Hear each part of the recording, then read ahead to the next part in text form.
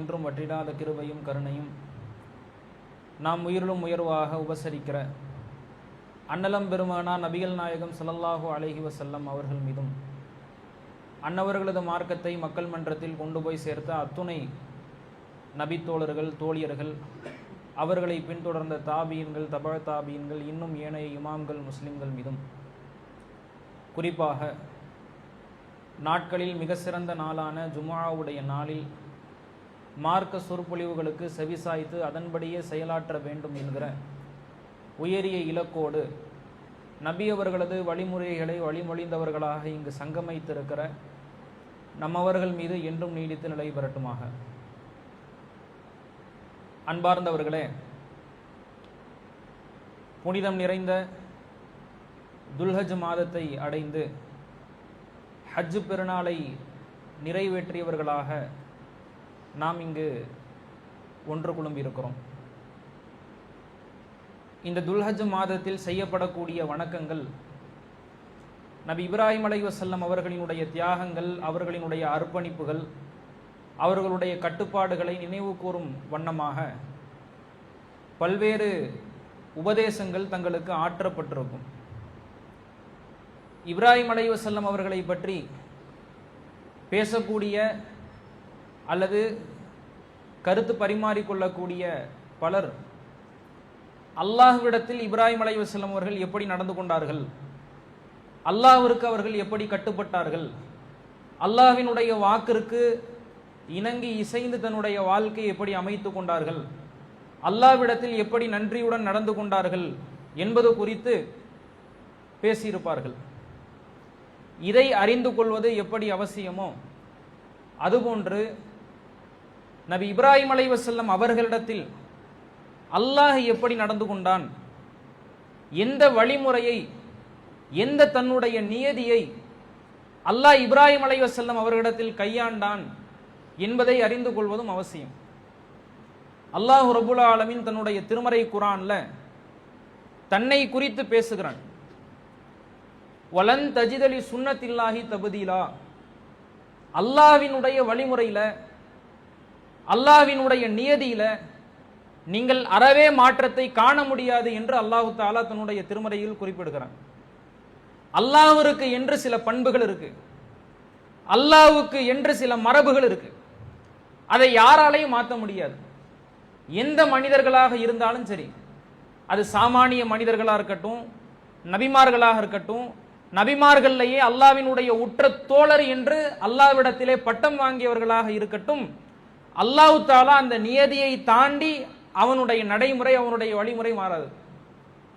அப்படி என்ன இப்ராஹிம் அலைஹிஸ்ஸலாம் அவர்களிடத்திலே அல்லாஹ் தன்னுடைய நியதியை கையாண்டான் என்றால், இப்ராஹிம் அலைஹிஸ்ஸலாம் அவர்கள் அல்லாஹ்விடத்தில் பல பிரார்த்தனைகளை செஞ்சிருக்கிறாங்க. திருமறை குர்ஆன்ல குறிப்பிட்ட நபிமார்கள்ல அதிகமான விஷயங்களுக்கு அதிகமான துவாவை கேட்ட ஒரு மனிதர் இப்ராஹிம் அலைஹிஸ்ஸலாம் அவர்கள். பல பிரார்த்தனைகளை கேட்டிருக்கிறாங்க. தனக்காக, தன்னுடைய சந்ததிகளுக்காக, தன்னுடைய குடும்பத்துக்காக, இந்த சமுதாயத்துக்காக பல பிரார்த்தனைகளை கேட்டிருக்கிறாங்க. இந்த பிரார்த்தனைகள்ல அல்லாஹ் தஆலா 3 நியதிகளை கையாளுகிறான், 3 வழிமுறைகளை கையாளுகிறான். அந்த 3 வழிமுறை என்ன என்பதை இந்த உரையிலே நாம் அறிந்து கொள்ள இருக்கிறோம். முதல் வழிமுறை என்ன தெரியுமா? இப்ராஹிம் அலைஹிஸ்ஸலாம் அவர்கள் கேட்ட பிரார்த்தனை, அவர்கள் அல்லாஹ்விடத்திலே முன்வைத்த கோரிக்கை, அது உடனே அல்லாஹ்வின் புறமிருந்து அங்கீகரிக்கப்பட்டு அது நிறைவேற்றிக் கொள்ளப்பட்டோம். இப்ராஹிம் அலைஹிஸ்ஸலாம் அவர்கள் அல்லாஹ்விடத்தில் ஒரு துவா கேட்டிருப்பாங்க, ஒரு பிரார்த்தனையை கேட்டிருப்பாங்க. அந்த பிரார்த்தனை காலதாமதம் இல்லாமல் உடனே அங்கீகரித்து கொடுக்கப்பட்டிருக்கும். இப்ராஹிம் அலைஹிஸ்ஸலாம் அவர்கள் கேட்டார்கள், இறைவா, இந்த மக்கா மாநகரத்தை, இந்த மாகாணத்தை புனிதம் நிறைந்த பூமியாக, அபயமளிக்கக்கூடிய பூமியாக, புற்பூண்டுகள் விளையக்கூடிய பூமியாக ஆக்குவாயாக. யாருக்கு? யார் அல்லாஹ்வையும் மறுமை நாளையும் நம்பிக்கை கொண்டிருக்கிறார்களோ அவர்களுக்கு அபயம் தரக்கூடிய பூமியாக, புற்பூண்டுகள் விளையக்கூடிய பூமியாக இதை ஆக்குவாயாக அப்படின்னு அல்லாஹ்விடத்துல கேட்டாங்க.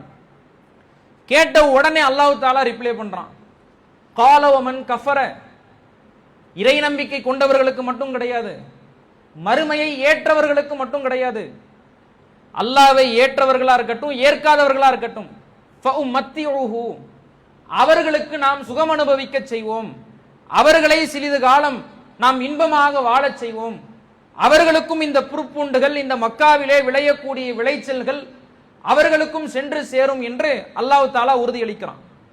அப்ப இப்ராஹிம் அலைஹிஸ்ஸலாம் அவர்களினுடைய பிரார்த்தனைகள்ல உடனே ஏற்றுக்கொள்ளப்பட்ட பிரார்த்தனையும் இருக்கிறது. இந்த பிரார்த்தனை அல்லாஹ்வின் புறம் இருந்து உடனே ஏற்றுக்கொள்ளப்படுகிறது. எப்படி ஏற்றுக்கொள்ளப்படுகிறது? அன்னை ஹாஜர் அலைஹிஸ்ஸலாம் அவர்கள் சஃபா மருவாவை நோக்கி விரைகிறாங்க, ஓடுறாங்க தண்ணியை தேடி. அல்லாஹ்வின் புறம் இருந்து உதவி வருகிறது. ஜம்ஜம் என்கிற நீர் இன்றைக்கு வரைக்கும் வற்றாத கிணறாக அது உலக மக்கள் அனைவர்களுக்கும் நீர் புகட்டி கொண்டிருக்கிறது. இன்னைக்கு மக்காவில் கிடைக்காத பழங்களே கிடையாது. மக்காவில் விளையக்கூடிய பழங்களாக இருந்தாலும் விளையக்கூடிய காய்கனிகளாக இருந்தாலும் அந்த இடத்துல வர்த்தகம் செய்யப்படக்கூடிய பொருட்களாக இருந்தாலும் அவ்வளவு அதீதமாக அவ்வளவு விரைவாக மக்கள் கரம் சேரக்கூடிய வண்ணமாக அமைந்திருக்கிறது. இன்னைக்கு அதிகமாக பயணம் மேற்கொள்ளப்படக்கூடிய ஒரு ஊரு மக்கா. பல லட்சக்கணக்கானவர்கள் பல கோடிக்கணக்கானவர்கள் வருடத்திற்கு சென்று வருகிறார்கள். ஹஜ் வணக்கத்தை நிறைவேற்றுவதற்காக இருக்கட்டும், உம்ராவை நிறைவேற்றுவதற்காக இருக்கட்டும், கோடிக்கணக்கான மக்கள் பயணம் பட்டு வருகிறார்கள். அப்படி அனைவர்களும் ஒன்று கூடிய அந்த இடத்துல அவர்களுக்கு தேவையான அனைத்து பொருட்களும் அங்கு கிடைக்கும் வண்ணமாக அல்லாஹ் தஆலா ஏற்படுத்தி வச்சிருக்கான். இப்ராஹிம் அலைஹிஸ்ஸலாம் அவர்கள் கேட்டார்கள், இந்த மக்காவை புனித பூமியாக மாற்று, அபய பூமியாக மாற்று என்று கேட்டார்கள். இன்னைக்கும் மக்காவில் வேட்டை பிராணிகள் அங்கு வேட்டையாடப்படாது, புற்பூண்டுகள் அங்கு பிடுங்கப்படாது, பழிக்கு பழி அங்கு வாங்கப்படாது, கொலை செய்யப்படாது. அங்கு கீழே கிடக்கக்கூடிய பொருட்கள் கூட அதனுடைய உரிமையாளரோ அதனுடைய பொறுப்பாளரையோ தவிர வேற யாராலையும் எடுக்க முடியாது. அப்ப இப்ராஹிம் அலைஹிஸ்ஸலாம் அவர்களுடைய பிரார்த்தனை ஏற்றுக்கொள்ளப்படுகிறது. இப்படி நாமளும் அல்லாஹ்விடத்துல துவா கேட்டிருப்போம். இறைவா, நான் நல்ல பணக்காரனாகணும், என்னுடைய கடன் பிரச்சனைகள் எல்லாம் தீர்ந்து போகணும், எனக்கு ஆரோக்கியமான உடல் நிலையை நீ கொடு, சுகரு பிபி கொலஸ்ட்ரால் இது மாதிரி எந்த நோயும் எனக்கு இருக்கக்கூடாது, இப்படின்னு பல துவாக்கள் பல கோரிக்கைகளை அல்லாஹ்விடத்துல நாம வச்சிருப்போம். இந்த கோரிக்கைகள் அல்லாஹ்விடத்துல காலதாமதமின்றி ஏற்றுக்கொள்ளப்படும். பள்ளிவாசல்ல வந்திருப்போம், ஜும்மாவிலையோ அல்லது வேறு தொழுகையிலேயோ அல்லாஹ்விடத்துல கரமேந்தி துவா கேட்டிருப்போம். வெளியே போன உடனே அதை கண்கூடாக பார்ப்போம். அல்லாஹ் என்னடா இது கேட்ட உடனே நமக்கு கொடுத்துட்டானே. இந்த மாதிரி அல்லாஹ் நம்மை அணுகும் பொழுது, இந்த நியதியை அல்லாஹ் நம்மிடத்தில் கையாளும் பொழுது ஒரு இறை நம்பிக்கை கொண்டவனாக நம்முடைய மனநிலை எப்படி இருக்குன்னு தெரியுமா? அல்லாஹ்வுக்கு அதிகமாக நாம நன்றி செலுத்தணும். அல்லாஹ் யாரு? அவன் எந்த இடத்துல இருக்கிறான்? அவன் எவ்வளவு பெரியவன்? அவன் நான் கேட்ட ஒரு கோரிக்கைய, நான் யாரு? மண்ணால் உருவாகி மலத்தை சுமக்கக்கூடிய ஒரு மனிதன். நான் கேட்ட ஒரு கோரிக்கையை உடனே ஏற்றுக்கொள்கிறானே, இவனுக்கு நாம நன்றி செலுத்தணும். நன்றி உணர்வோடு, காலம் வரையிலே நன்றி உணர்வோடு இருக்கணும். அல்லாஹ் சிலரை குறித்து திருமறை குர்ஆன்ல பேசுறான். வைதா மஸ்ஸல் இன்சான லுர்ரு, சில மனிதர்களுக்கு துன்பம் ஏற்படும் பொழுது தானா லி ஜம்பிஹி அவ் காயிதன் அவ் காயிமா, அவன் எப்படி துவா கேட்கிறான் தெரியுமா? அல்லாஹ்விடத்துல உருண்டு புரண்டு நின்று அமர்ந்து அல்லாஹ்விடத்துல கேட்கிறான். வலம்மா கஷஃப்னா அன்ஹு லுர்ர, அவனுடைய துன்பத்தை துயரத்தை இன்னலை இடர்பாட்டை அவனை விட்டு நாம் நீங்க செய்து விட்டால் எப்படி ஆயிடுறான்? அவன் நம்மை அழைக்காதவனை போன்று மாறிவிடுகிறான். இது எவ்வளவு நன்றி கெட்ட செயல் அப்படிங்கிறத அல்லாஹ் உணர்த்துறான். அல்லாஹ்விடத்துல ஒரு கோரிக்கை, அல்லாஹ்விடத்துல உனக்கு ஒரு தேவை இருக்கு, அல்லாஹ் இந்த துவாவை ஏற்கணும், இந்த பிரார்த்தனையை அங்கீகரிக்கணுங்கிறதுக்காக நீ எப்படி எல்லாம் துவா கேட்ட. ஃபர்லான வக்துக்கு வரமாட்டாரு சிலர் பார்த்தீங்கன்னா, ஃபர்ல தொழுகைக்கு வரமாட்டாங்க. அல்லாஹ்விடத்துல ஏதாவது ஒரு கோரிக்கை நிறைவேற்றப்படணும், ஒரு துவா அங்கீகரிக்கப்படணும்னா உருண்டு பரண்டு துவா கேட்பாங்க. நஃபீலான தொழுகைகள் தஹஜ்ஜத் தொழுகைகள் முதற்கொண்டு தொழுகுவாங்க. அது அங்கீகரிக்கப்பட்ட உடனேயே அதுக்கப்புறம் மறுபடியும் பழைய மாதிரி பள்ளிவாசல் பக்கம் தலை வச்சு கூட படுக்க மாட்டாங்க. அப்ப இது யாருடைய பண்பாடு? காஃபிர்களுடைய பண்பாடு, மக்கத்து இறைமறுப்பாளர்களுடைய பண்பாடு.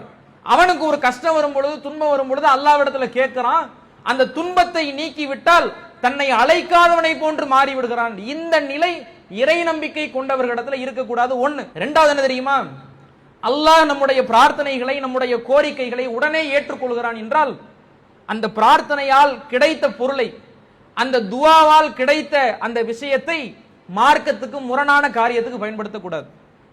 அல்லாஹ் திருமறை குர்ஆன்ல சொல்லும் பொழுது வபதகி ஃபீமா ஆத்தாகல்லாஹு தாரல் ஆகிரா, அல்லாஹ் உனக்கு எதை வழங்கினானோ அந்த வளங்களில், அந்த பொருளில், அந்த விஷயத்தில் மறுமை வீட்டை நீ தேடிக்கொள், மறு உலக வெற்றியை நீ தேடிக்கொள் என்று அல்லாஹ் தஆலா பேசுறான். அப்ப அல்லாஹ்விடத்துல நம்ம ஒன்னு கேட்கிறோம், அல்லாஹ் உடனே கொடுத்துட்டான். கொடுத்த அந்த விஷயத்துல மார்க்கத்துக்கு புறம்பான காரியங்களை நம்ம செய்யலாமா? இறைவா காசு பணத்தை கொடுன்னு கேட்கிறோம், நல்ல செல்வந்தர் ஆயிரம்னு கேட்கிறோம். உடனே அல்லாஹ் என்ன செஞ்சுட்டான்? நம்மளை செல்வந்தனா ஆக்கிட்டான், காசு பணத்தை கொடுத்துட்டான். கொடுத்த இந்த பணத்தை வைத்து, பொருளை வைத்து அல்லது மற்ற விஷயங்களை வைத்து நம்முடைய மறுமை வாழ்க்கை எப்படி மிருளச் செய்து விடலாம், நம்முடைய மறுமை வாழ்க்கை எப்படி மெருகேற்றி விடலாம் என்கிற சிந்தனை தான் நமக்கு இருக்கணுமே ஒழிய மார்க்கத்துக்கு புறம்பான காரியங்களை செய்யக்கூடாது. உதாரணத்துக்கு, இறைவா எங்க வாப்பா எனக்கு வண்டியை வாங்கி கொடுக்கணும், நல்ல ஒரு 2 வீலர் பைக் வாங்கி கொடுக்கணும்னு கேட்கிறோம். 10 பைசா வாப்பா பாக்கெட்ல இருந்து எடுக்க மாட்டார். ஏன்? சிக்கனமா இருக்கணும், செலவுகள் எல்லாத்தையும் குறைக்கணுங்கிறதுக்காக தந்தை எப்படி இருப்பார்? அல்லாஹ் என்ன செஞ்சிருவான்? தந்தையினுடைய மனநிலையை மாத்திடுவான். சரி பையன் கேட்கிறானே வாங்கி கொடு அப்படின்னு அல்லாஹ் தந்தையின் மூலமாக ஒரு 2 வீலர் பைக்கை நம்ம கொடுத்துட்டான்னு வைங்களேன். இப்போ இது அல்லாஹ் எப்படி கொடுத்துருக்கிறான்? கேட்ட உடனே நமக்கு கொடுத்துட்டான். இப்போ இந்த விஷயத்துல நம்ம எப்படி பண்ணக்கூடாதுன்னா, அந்த 2 வீலர் பைக்கை வச்சு வண்டியில வேகமா போய் வேகமா வர்றது, மக்களுக்கு துன்புறுத்துறது, இது எல்லாமே இது எப்படிப்பட்ட நன்றி கெட்ட செயல்? அல்லாஹ் கிட்ட நாம ஒண்ணு கேட்கிறோம், அல்லாஹ் அதை நமக்கு கொடுத்துட்டான். அந்த கொடுத்த பொருளை என்ன செய்யறது? மார்க்கத்திற்கு புறம்பாக பயன்படுத்துறது. இந்த பண்பாடு நம்ம கிட்ட இருக்கக்கூடாது. அடுத்தது இரண்டாவது நியதி என்னன்னா, இப்ராஹிம் அலைஹிஸ்ஸலாம் அவர்களினுடைய பிரார்த்தனையில தாமதமாக ஏற்றுக்கொள்ளப்பட்ட பிரார்த்தனைகளும் இருக்கு. நம்ம முதல்ல பார்த்தது என்ன? இப்ராஹிம் நபி அவர்கள் கேட்ட பிரார்த்தனைகள்ல உடனே ஏற்றுக்கொள்ளப்பட்ட, உடனே அங்கீகரிக்கப்பட்ட பிரார்த்தனை. இரண்டாவது தாமதமாக நீண்ட நெடுநாட்கள் எடுத்துக்கொண்டு அங்கீகரிக்கப்பட்ட பிரார்த்தனை. அல்லாஹ்விடத்துல இப்ராஹிம் அலைஹிஸ்ஸலாம் அவர்கள் கேட்டார்கள், ரப்பி ஹப்லி மினஸ் சாலிஹீன், இறைவா நல்லவர்களிலிருந்து எனக்கு ஒரு பிள்ளையை கொடு, சாலிஹான பிள்ளையை கொடு. 2 நிபந்தனை. பிள்ளையை கூட அந்த பிள்ளை எப்படி இருந்தாலும் பரவாயில்லன்னு கேட்கல, இறைவா எனக்கு சாலிஹான பிள்ளையை கூடன்னு இப்ராஹிம் அலைஹிஸ்ஸலாம் அவர்கள் கேட்டார்கள். கேட்ட உடனே இவர் யாரு? கலீலுல்லா, உற்ற தோழர். கேட்ட உடனே நம்ம கொடுத்துருவோம்னு அல்லாஹ் என்ன செய்யல? அதை கொடுத்துறல. இந்த விஷயத்துல தன்னுடைய நியதியை கையாளுறான். நீ யாரா வேணா இருக்கட்டும், நீ கேட்ட உடனே எல்லா பொருளும் என்ன செஞ்சிடாது, உனக்கு கிடைச்சிடாது. அதுக்கு ஒரு நேரம் இருக்கு, அதுக்கு ஒரு காலம் இருக்கு. அதுக்கு தகுந்த காலம் எதுவோ, அதுக்கு தகுந்த நேரம் எதுவோ, அந்த நேரத்துக்கு நானா உனக்கு கொடுப்பேன். எப்ப கொடுத்தான் அல்லாஹ்? முதுமை பருவத்தில் இப்ராஹிம் அலைஹிஸ்ஸலாம் அவர்கள் அல்லாஹ்வுக்கு நன்றி செலுத்தினாங்க. அல்ஹம்துலில்லாஹில்லதி வஹபலி அலல் கிபரி இப்ராஹிம் இஸ்மாயில வ இஸ்ஹாக், இஸ்மாயிலையும் இஸ்ஹாக்கையும் முதுமை பருவத்தில் கொடுத்த என்னுடைய ரப்புக்கே புகழனைத்தும் உரித்தாகட்டும் என்று இப்ராஹிம் அலைஹிஸ்ஸலாம் அவர்கள் அல்லாஹ்வுக்கு நன்றி செலுத்தினார்கள். அப்ப இப்ராஹிம் அலைஹிஸ்ஸலாம் அவர்கள் ஒரு துவாவை கேட்கிறாங்க, இறைவா எனக்கு பிள்ளையை கொடு, சாலிஹான பிள்ளையை கொடு என்று கேட்டார்கள். அந்த பிரார்த்தனை உடனே அங்கீகரிக்கப்படவில்லை, நீண்ட நெடுநாட்கள் எடுத்துக்கொண்டது. அப்படி நாமளும் என்ன செய்வோம்? அல்லாஹ்விடத்துல துவா கேட்டிருக்கிறோம், இறைவா எனக்கு பிள்ளையை கொடு, நல்ல பிள்ளையை கொடு, எனக்கு செல்வத்தை கொடு, என்னுடைய கடன் பிரச்சனைகளை எல்லாம் போக்கின்னு அல்லாஹ்விடத்துல நம்ம கேட்டிருப்போம். உடனே அதை அல்லாஹ் அங்கீகரிப்பானா? அதுக்கு அல்லாஹ் கொஞ்சம் டைம் எடுத்துப்பான். அதுக்கு பல காரணங்கள் இருக்கலாம். நம்ம என்ன செஞ்சிடக்கூடாது தெரியுமா? சரி என்னடா அது, நம்ம அல்லாஹ்விடத்துல கேட்டுக்கிட்டே இருக்கிறோம், அல்லாஹ் நமக்கு தரவே இல்லையே அப்படின்னு நம்ம நினைச்சிடக்கூடாது. ஏன் அப்படி நினைக்க கூடாதுன்னு அல்லாஹ்வுடைய ரசூல் சொன்னார்கள், நீங்க அல்லாஹ்விடத்துல ஒரு துவாவை கேட்கறீங்க, ஒரு பிரார்த்தனையை செய்றீங்க, ஒரு கட்டத்துல யாராவது ஒருத்தவங்க கேட்பாங்க, அல்லாஹ்விடத்துல பிள்ளைய வேண்டிய துவா கேட்கிறோன்னு வைங்களேன். ஒரு கல்யாணம் ஆகி 2 வருஷம் 3 வருஷம் ஆயிருச்சு, யாராவது கேட்பாங்க, என்னம்மா வயிற்றுல ஏதாவது புழு பூச்சி இருக்கா அப்படின்னு கேட்பாங்க. இப்ப இந்த நேரத்தில் நம்ம என்ன செய்யணும்? ஒரு இறை நம்பிக்கை கொண்டவர் எப்படி இந்த விஷயத்தை கையாளணும்? அல்லாஹ்விடத்துல கேட்டுக்கிட்டே இருப்பேன், அல்லாஹ் கட்டாயமா கொடுப்பான் அப்படிங்கிறது ஒரு இறை நம்பிக்கை கொண்டவனுடைய பேச்சா இருக்கணும். ஆனா பலர் என்ன சொல்றாங்க தெரியுமா? எங்கங்க பல லட்ச ரூபாய் செலவு பண்ணியாச்சு, ஏறாத ஹாஸ்பிட்டல் இல்ல, பார்க்காத மருத்துவர் கிடையாது, அல்லாஹ்விடத்துல கேட்டுக்கிட்டே இருக்கிறேன், எதுவும் அந்த பிரார்த்தனை ஏற்றுக்கொள்ளப்பட்ட மாதிரி தெரியலன்னு நம்ம சொல்லிட்டோம்னா அந்த துவா ஏற்றுக்கொள்ளவே படாதுங்கிறாங்க ரசூலுல்லாஹ். அல்லாஹ்விடத்துல கேட்டுக்கிட்டே இருக்கணும். கடைசி காலம் வரைக்கும் நிராசை அடைஞ்சிடக்கூடாது. ஜக்கரியா அலைஹிஸ்ஸலாம் அவர்கள் கடைசி காலம் வரையிலும் கேட்டுக்கொண்டார்கள். இறைவா எனக்கு பிள்ளையை கொடு, பிள்ளையை கொடுன்னு கேட்டுக்கிட்டே இருந்தாங்க. இப்ராஹிம் அலைஹிஸ்ஸலாம் அவர்களும் கேட்டுக்கொண்டே இருந்தார்கள். இறுதியில் அந்த துவா அங்கீகரிக்கப்பட்டு அவர்களுக்கு வழங்கப்பட்டது. பல காரணங்கள்னால அல்லாஹ் என்ன செய்யலாம்? நம்முடைய துவாவை, நம்முடைய ஆசைகளை தள்ளி போடலாம். அதுக்கு என்ன பொருள் தெரியுமா? உனக்கு இப்ப அது தேவை கிடையாதுன்னு பொருள். நம்ம என்ன நினைக்கிறோம்னா, கேட்ட உடனே அல்லாஹ் கொடுத்தணும்னு நினைக்கிறோம். ஆனா அல்லாஹ்வுடைய பார்வை எப்படி இருக்கும்? அல்லாஹ் எதிர்காலத்தை அறிந்தவன், நம்மை விட நன்கறிந்தவன். அல்லாஹ் என்ன யோசிப்பான்னா, இவனுக்கு இப்ப இது தேவையில்லை, அது எதுவா இருக்கட்டும், பிள்ளைகளா இருக்கட்டும், பணமா இருக்கட்டும், பொருளா இருக்கட்டும், ஆரோக்கியமா இருக்கட்டும், 1000 விஷயமா இருக்கட்டுமே, அல்லாஹ்வினுடைய கோணம் எப்படி இருக்கும்னா, அல்லாஹ்வினுடைய வழிமுறை எப்படி இருக்குன்னா, இவன் இப்ப கேட்கிறான், 25 வயசுல கேட்கிறான், இந்த பொருள் இவனுக்கு எப்ப தேவை? 35ல தான் தேவை. அப்ப அல்லாஹ் என்ன பார்ப்பான்னா, 10 வருஷம் விடாமுயற்சியோட நீ கேட்கிறியா, அல்லாஹ்விடத்துல நிராசை அடையாம நீ இருக்கிறியா, 10 வருஷம் 35ல அல்லாஹ் உனக்கு கொடுப்பான். 35 ஆயிருச்சு, அப்பவும் கிடைக்கலையா, அப்ப உனக்கு அது 45ல தான் கிடைக்கும். அவ அல்லாஹ் எப்படி பார்க்கிறான்னா, உனக்கு எப்ப இது தேவை, நீ பிள்ளைய கேட்கிற, ஆரோக்கியத்தை கேட்கிற, அழகான வாழ்க்கையை கேட்கிற, ஆடம்பரத்தை கேட்கிற, செல்வத்தை கேட்கிற, கடன் இல்லாத வாழ்க்கையை கேட்கிற, இது உனக்கு எப்ப தேவை? அல்லாஹ்விடத்தில் நாம் கேட்டுக்கொண்டே இருக்க வேண்டும். அல்லாஹ் தஆலா நமக்கு அது எப்ப தேவையோ அதை என்ன செய்வான்? அப்ப நமக்கு கொடுப்பான். இப்ராஹிம் அலைஹிஸ்ஸலாம் அவர்களுக்கு இஸ்மாயில் அலைஹிஸ்ஸலாம் அவர்களை கடைசி காலத்துல கொடுத்தான். கடைசி காலத்துல கொடுத்து அல்லாஹ் எப்படியான உடன்படிக்கை எடுத்தான்? வஹித்னா இலா இப்ராஹிம் வ இஸ்மாயில அன் தஹிரா பைத்தி லித்தாயிஃபீன வல் ஆகிஃபீன வ ருக்கஇ சுஜூத். இப்ராஹிம் இடத்திலேயும் இஸ்மாயில் இடத்திலேயும் நாம் உடன்படிக்கை எடுத்தோம். என்னவென்று? இந்த காவா என்கிற ஆலயத்தை தவாப் செய்யக்கூடிய, ருக்கு சுஜூதுகள் செய்து நின்று தொழுது வணங்கக்கூடிய, அதிலே இஅ்திகாஃப் இருக்கக்கூடியவர்களுக்கு நீங்கள் இந்த ஆலயத்தை புனர்நிர்மாணம் செய்யணும், இந்த ஆலயத்தை நீங்கள் தூய்மைப்படுத்தணும். உதாரணத்திற்கு அல்லாஹ் இப்ராஹிம் அலைஹிஸ்ஸலாம் அவர்களுக்கு சீக்கிரமே இந்த புள்ள பாக்கியத்தை கொடுத்துட்டான்னா, இந்த குழந்தை செல்வத்தை கொடுத்துட்டான்னா, கடைசி காலத்துல இந்த கட்டளை வருது. இப்ராஹிம் அலைஹிஸ்ஸலாம் அவர்களும் முதியவரா இருப்பாங்க, இஸ்மாயில் அலைஹிஸ்ஸலாம் அவர்களும் முதிய பருவத்தில் இருப்பாங்க. அப்ப அல்லாஹ் என்ன செய்யறான்னா, எது தகுந்த நேரம், எது தகுந்த காலம், இவனுக்கு எப்ப இது தேவைங்கிறத அல்லாஹ் பார்க்கிறான். அதை பார்த்து அல்லாஹ் என்ன செய்வான்? கொடுப்பான். அல்லாஹ் நம்முடைய நிதானத்தை கூட பரிசோதிக்கலாம். இவனுக்கு கொஞ்சம் இதை ஆற போட்டா, கொஞ்சம் தள்ளி போட்டா, கொஞ்சம் காலதாமதம் எடுத்துக்கொண்டால் இவனுடைய மனநிலை எப்படி இருக்கு? பொறுமையா இருக்கிறானா? கடைசி காலம் வரைக்கும் நம் மீது நிராசை அடையாம இடத்துல கேட்டுக்கொண்டே இருக்கிறானா? அப்படிங்கிற நிதானத்தை பரிசோதிப்பதற்காக கூட அல்லாஹ் என்ன செய்யலாம்? காலதாமதப்படுத்தலாம். மூன்றாவது அடிப்படை என்ன தெரியுமா?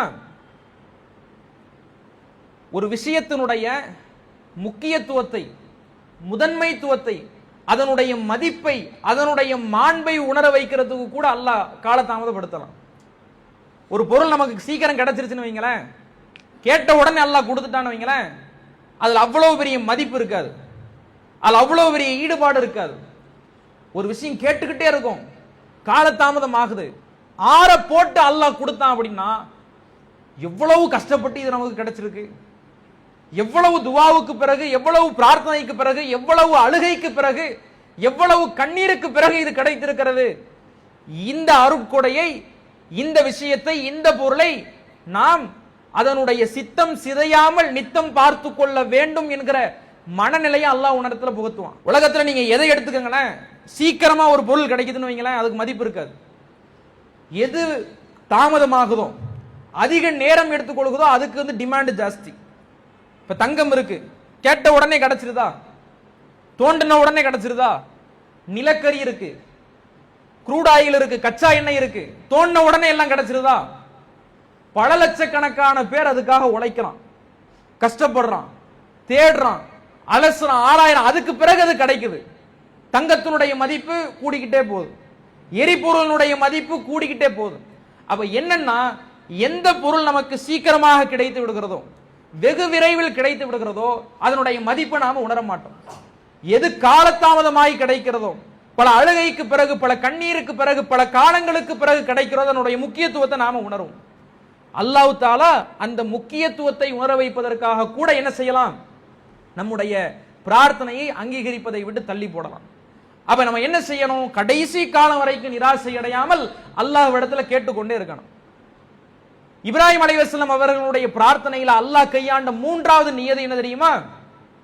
இப்ராஹிம் அலைஹிஸ்ஸலாம் அவர்களினுடைய பிரார்த்தனை அல்லாஹ்விடத்துல ஏற்றுக்கொள்ளப்படாமலே இருந்திருக்கிறது. முதல் விஷயம் உடனே ஏற்றுக்கொள்ளப்பட்டது. இரண்டாவது பல காலங்கள் கழிச்சு, நெடுங்காலம் கழிச்சு ஏற்றுக்கொள்ளப்பட்டது. மூன்றாவது அடிப்படை என்ன தெரியுமா? இப்ராஹிம் அலைஹிஸ்ஸலாம் அவர்களுடைய பிரார்த்தனை ஏற்றுக்கொள்ளப்படவே இல்லை. இப்ராஹிம் அலைஹிஸ்ஸலாம் அவர்கள் என்ன கேட்டாங்க? ரப்பிக்ஃபிர்லி அபி, இறைவா என்னுடைய தந்தைக்கு மன்னிப்பளிப்பாயாக. அவர் அநியாயக்காரர்களில் இருந்து, அநீதிழைப்பவர்களில் இருந்து இருக்கிறார், காஃபிரா இருக்கிறாரு, சிலை வழிபாட்டில் இருக்கிறாரு, அவருக்கு நீ மன்னிப்பு வழங்குவாயாக என்று இப்ராஹிம் அலைஹிஸ்ஸலாம் அவர்கள் கேட்டார்கள்.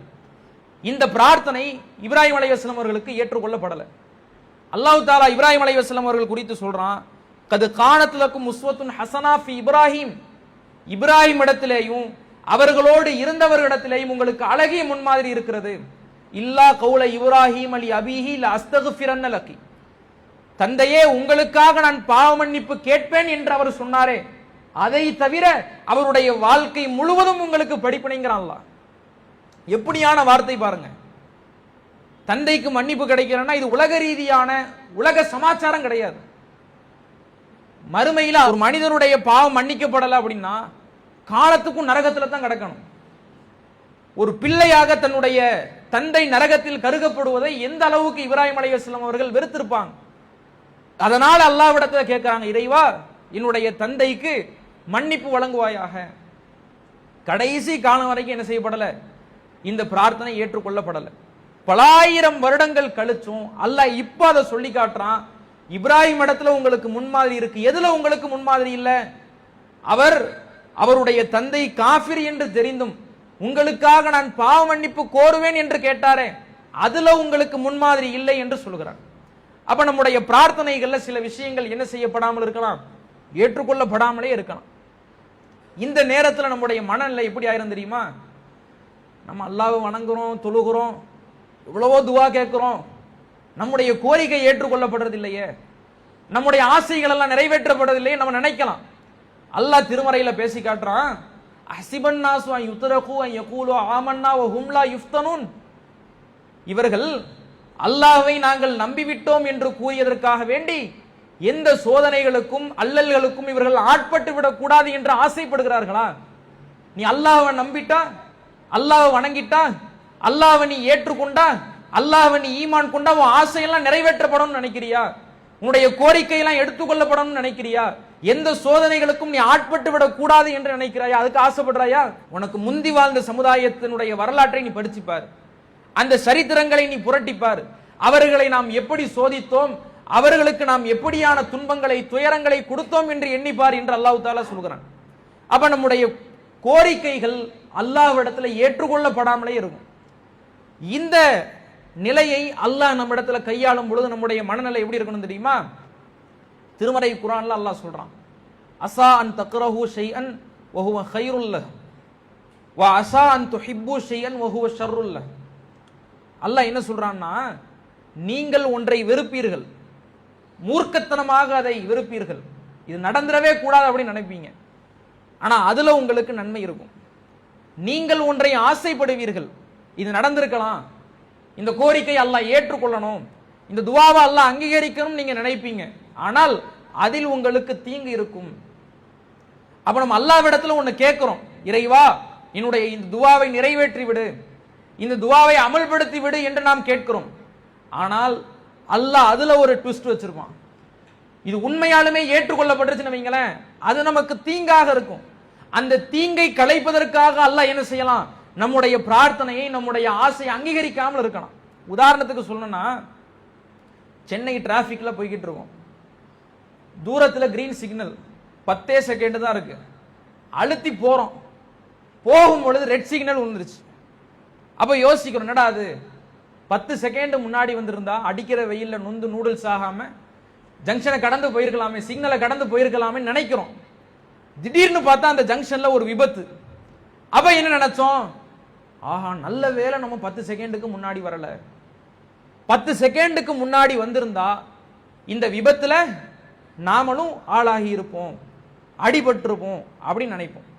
அப்ப இதுல அல்லாஹ் என்ன சொல்ல வர்றான், நீ என்ன ஆசைப்பட்ட, எப்படியாவது சிக்னலை தாண்டி போயணும்னு ஆசைப்பட்ட, ஆனா அதுல உனக்கு ஒரு தீமை இருக்கு. எதை வெறுத்த, என்னடா அது வெயில்ல போய் நிக்கணுமா கருகணுமா அப்படின்னு நீ வெறுத்த, அதுல உனக்கு நன்மை இருக்குங்கிறான். அப்ப அல்லாஹ்விடத்துல கேட்கிறோம், கேட்டுக்கிட்டே இருக்கிறோம், அந்த துஆ ஏற்றுக்கொள்ளப்படலன்னு வைங்களேன், அல்லாஹ் நம்மை விட்டு தீங்கை அகற்றுகிறான். நமக்கு ஏற்படக்கூடிய அந்த தீங்கை விட்டு அல்லாஹ் நம்மை காப்பாற்றுகிறான். இதுதான் ஒரு ஈமான் கொண்டவருடைய மனநிலையாக இருக்கணும். இந்த 3 அடிப்படைகளும் இந்த 3 நியதிகளும் இப்ராஹிம் அலைஹிஸ்ஸலாம் அவர்களுடைய வாழ்க்கையில கையாளப்பட்டது. உடனே அங்கீகரிக்கப்பட்ட பிரார்த்தனையும் இருக்குது, தாமதமாக அங்கீகரிக்கப்பட்ட பிரார்த்தனையும் இருக்குது, அங்கீகரிக்கப்படவே படாத பிரார்த்தனையும் இருக்கிறது. இந்த 3 நிலையிலையும் ஒரு இறை நம்பிக்கை கொண்டவர் எப்படி கையாள வேண்டும் என்று நபி இப்ராஹிம் அலைஹிஸ்ஸலாம் அவர்கள் நமக்கு கற்றுக் கொடுக்கிறான். உடனே ஒரு பிரார்த்தனை ஏற்றுக்கொள்ளப்பட்டுச்சா அதில் அல்லாஹ்வுக்கு நன்றி செலுத்தணும். தாமதமாக ஒரு பிரார்த்தனை ஏற்றுக்கொள்ளப்படுகிறதா அதனுடைய முக்கியத்துவத்தை உணர்த்துவதற்காக அல்லாஹ் தாமதப்படுத்தினான். ஒரு பிரார்த்தனை ஏற்றுக்கொள்ளவே படலையா, ஒரு தீங்கிலிருந்து அல்லாஹ் நம்மை காப்பாற்றி இருக்கிறான் என்று ஒரு ஈமான் கொண்டவருடைய மனநிலை இருக்க வேண்டும். அத்தகைய பக்குவமுடையவர்களாக அல்லாஹ் ரப்புல் ஆலமீன் நம்மவர்களை ஆக்கி அருள் புரிவானாக. வாஹிரு தாவாஹும் அல்ஹம்துலில்லாஹி ரப்பில் ஆலமீன். அஸ்ஸலாமு அலைக்கும் வரஹ்மத்துல்லாஹ். அல்லாஹு அக்பர், அல்லாஹு அக்பர்.